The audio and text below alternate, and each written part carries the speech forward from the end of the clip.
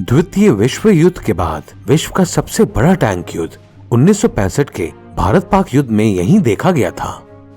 इसका कारण जम्मू कश्मीर में घुसपैठ कर कश्मीर पर कब्जा करने की पाकिस्तान की कोशिश थी। प्रतिशोध में भारत पाकिस्तान के साथ पूर्ण युद्ध के लिए तैयार हो गया। जब भारत ने कश्मीर में हुई हिंसा का जवाब लाहौर में दिया तो पाकिस्तान ने ये गणना की कि वह पवित्र स्थल अमृतसर पर कब्जा कर लेगा और उसके आधार पर बातचीत करेगा। भारत ने फिर ये पुष्टि की कि पाकिस्तान सेना को उचित तथा एक यादगार जवाब देना चाहिए ताकि वे और अत्याचारों का सहारा फिर कभी ना लें। ठीक यही भारत ने पंजाब के असल उत्तर में किया था। जैसे ही युद्ध कश्मीर से पंजाब, राजस्थान और गुजरात के दक्षिण सीमावर्ती राज्यों में फैल गया, भारत तेजी से लाहौर तक आगे बढ़ा, जिससे पाकिस्तान पर जबरदस्त दबाव पड़ा। इसके साथ ही फील्ड मार्शल अय्यूब खान को ये कहने के लिए मजबूर होना पड़ा कि वे एक असफल राज्य नहीं, बल्कि उनके पास किसी भी संकट का सामना करने की क्षमता है। लेकिन भारत ने पाकिस्तान के इस बयान को युद्ध को आगे ले जाने की अपनी इच्छा के रूप में देखा। दरअसल पाकिस्तान ने ऐसा ही किया। उसे डर था कि दक्षिण में भारत अंतर्राष्ट्रीय सीमा के माध्यम से पाकिस्तान में एक और सैन्य कदम उठाएगा। इसके खिलाफ पाकिस्तान ने पंजाब में अपने नियंत्रण क्षेत्र के माध्यम से भारत पर आक्रमण करने और वहां के महत्वपूर्ण कस्बों और सेना की चौकियों पर कब्जा करने की योजना बनाई। लेकिन वे इस बात से बड़ी अच्छी तरह वाकिफ थे कि पंजाब के मैदान कश्मीर के पहाड़ों की तरह उनके लिए परिचित और बेहतर नहीं है।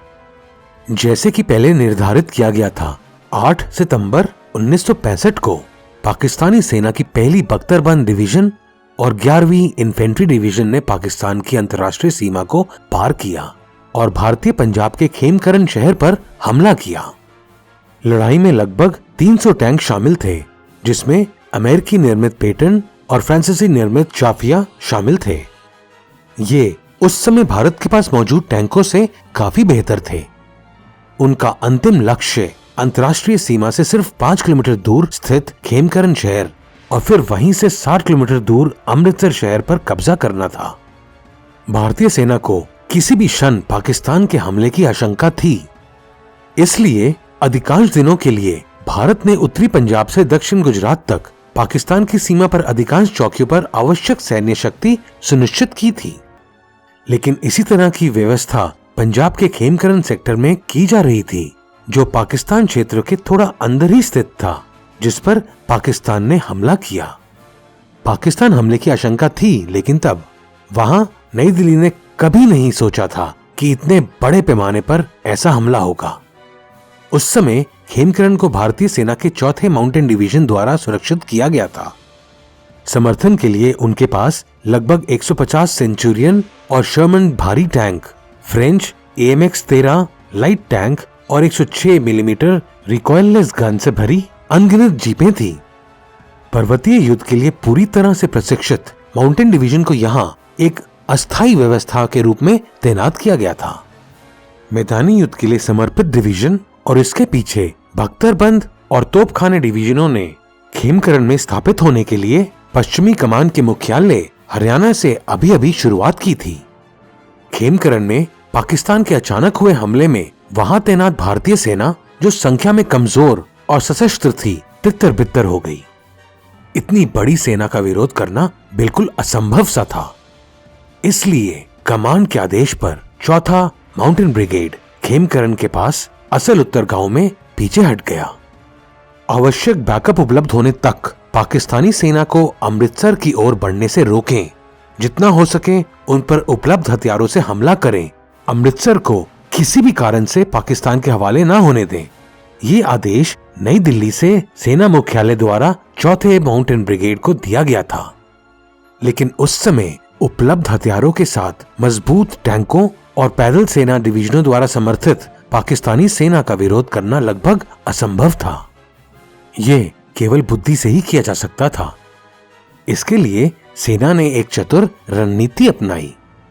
योजना उन क्षेत्रों को पानी से भरने की थी जहां पाकिस्तानी टैंकों के आने की संभावना थी और सभी उपलब्ध सैनिकों को घोड़े की नाल के आकार में तैनात करना था। उन्हें यह भी निर्देश दिया गया था कि खेमकरन में सक्रिय पाकिस्तानी सेना के खुफिया मुखबिरों को धोखा देने के लिए इन चौकियों को छुपाया जाए। उस रात division commander major general Gurbaksh Singh और deputy commander brigadier Thomas Tyagaraj के नेतृत्व में भारतीय सेना ने खेमकरन के पास रोही नहर को ध्वस्त कर दिया और वहां की सभी गन्ने के खेतों को जलमग्न कर दिया। जैसे कि उम्मीद थी, अगली सुबह पाकिस्तानी सेना आ गई, लेकिन तब तक भारी टैंक पेटन और चाफी कीचड़ भरे मैदान में फंस गए थे। इससे पाकिस्तान के सारे टैंक एक कदम भी आगे नहीं बढ़ पाए। अगला कदम फंसे हुए पाक टैंकों और पैदल सेना को निशाना बनाना था। उन पर भारतीय टैंकों द्वारा हमला किया गया और एक जीप पर रिकॉइललेस बंदूक इकाइयों ने गन्ने के खेतों के अंदर एक सटीक दूरी पर सुरक्षित स्थानों से छिपकर हमला किया। पाकिस्तानी सेना को रिपोर्ट मिली थी कि जिस रास्ते से वे गुजर रहे हैं वहां भारतीय सेना मौजूद नहीं है, इसलिए उन्हें इस तरह के अचानक झटके की उम्मीद कदापि नहीं थी। पाक सेना पलटवार के लिए तैयार थी, लेकिन उन्हें समझ नहीं आ रहा था कि कहां हमला करें। इस बीच अपनी सेंचुरियन और शर्मन टैंकों का उपयोग करके भारतीय सेना ने पाकिस्तान के अत्याधुनिक पेटन टैंकों को नष्ट करते हुए भारी हमले जारी रखे। पाक सेना अपने टैंकों को कीचड़ वाली अगम्य सतहों से सुरक्षित स्थानों पर ले जाने में सक्षम नहीं थी। दूसरी ओर साथ में चल रही पाक इन्फेंट्री घात लगाकर बैठे भारतीय सैनिकों के खिलाफ कुछ नहीं कर सकी। तीनों तरफ तैनात जीपों पर लगे रिकॉइललेस गन से की गई गोलीबारी में पाकिस्तान इन्फेंट्री डिवीजन के अधिकांश सैनिक मारे गए और बाकी भाग गए। ऐसे ही एक जीप में हवलदार Abdul Hamid recoilless gun operator था। उन्होंने अकेले ही 7 पाकिस्तानी पेटन टैंकों को नष्ट कर दिया। 8वें टैंक को नष्ट करने के प्रयास के दौरान रिवर्स टैंक फायरिंग में उस वीर सैनिक की मृत्यु हो गई। उस रात तस्वीर और साफ हो गई। अमृतसर पर कब्जा करने का उनका कदम पूरी तरह विफल रहा।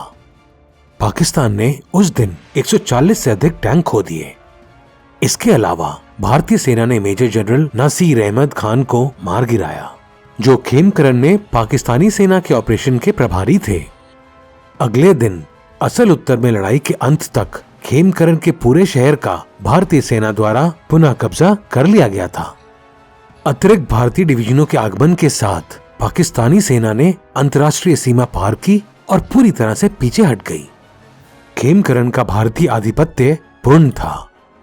ये कहना काव्यात्मक न्याय है कि पाकिस्तान को उनका असल उत्तर में दिया गया। ये हार पाकिस्तानी नेतृत्व के अहंकार के लिए एक बड़ा झटका थी। थल और व्योम युद्ध में भारतीय वर्चस्व ने उन्हें दिन ब दिन कमजोर किया। भारतीय सरजमी पर कब्जा करने की व्यापक योजनाओं पर युद्ध छेड़ने वाला पाकिस्तानी नेतृत्व अब किसी भी तरह से युद्ध को समाप्त करने की कगार पर थे। उनके पास विकल्प के रूप में भारत के खिलाफ एक और सैन्य तख्ता पलट शुरू करने की क्षमता नहीं थी। इसलिए सोवियत मध्यस्थता के तहत दोनों देशों के बीच युद्ध विराम की घोषणा उनके लिए एक नया जीवन था। कई अन्य संकटों और तकनीकी रूप से पिछड़े हथियारों के उपयोग के बावजूद 1965 की जीत अभी भी भारतीय साहस और चालाकी का एक वसीयत नामा है। जय हिंद।